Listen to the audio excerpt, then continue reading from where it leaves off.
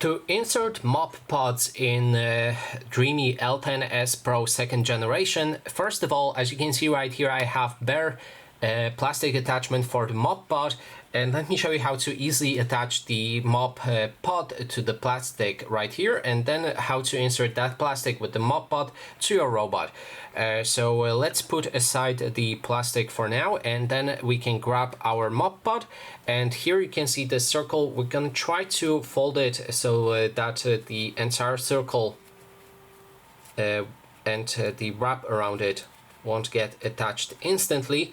And then when you have it folded like that, you can then just put it onto this circle, and after that you can start unfolding it until it's properly attached. As you can see, there's no gap anywhere, and that is, I think, the best way to insert that mop pod.